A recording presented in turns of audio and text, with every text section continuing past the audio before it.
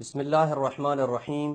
کسی بھی چیز پر خمس کے واجب ہونے کا معیار اور ضابطہ یہ ہے کہ اس کے اوپر فائدے اور منافع کا عنوان صادق آئے، لہٰذا ضروری نہیں ہے کہ مکلف کے پاس جو اموال بھی موجود ہو اس کے اوپر خمس واجب ہو، بس ہر وہ چیز کی جس کے اوپر منافع اور فائدے کا عنوان صادق آئے گا فقط اس کے اوپر خمس واجب ہوگا۔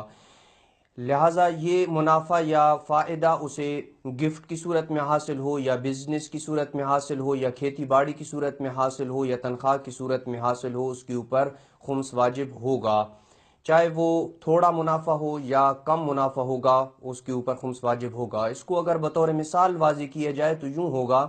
کہ گفٹ جو عرف عام میں فائدہ اور منافع کا عنوان اس کے اوپر صادق آتا ہے، اگر سال بھر وہ گفٹ کسی کے پاس پڑا رہے اور اس کو استعمال نہ کیا جائے تو اس کے اوپر خمس واجب ہوگا، لیکن اس کے بالعکس قرض جو لیا جاتا ہے اس کے اوپر منافع اور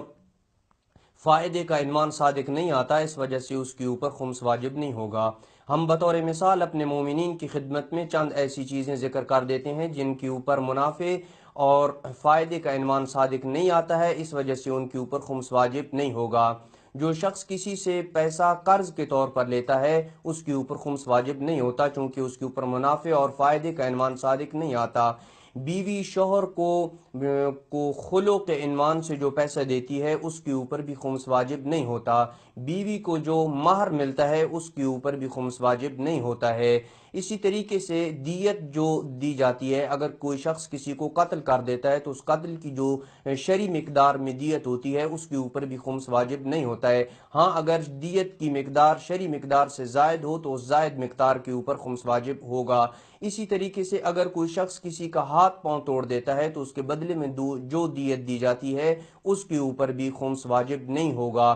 اور وہ میراث جس کی ملنے کی انسان کو توقع ہو، جیسے بیٹے کو باپ کی میراث ملنے کی توقع ہوتی ہے اور بیٹے کو باپ کی میراث مل جائے تو اس کے اوپر بھی خمس واجب نہیں ہوگا۔ وصلی اللہ علی محمد وآل بیتہ الطیبین الطاہرین المعصومین۔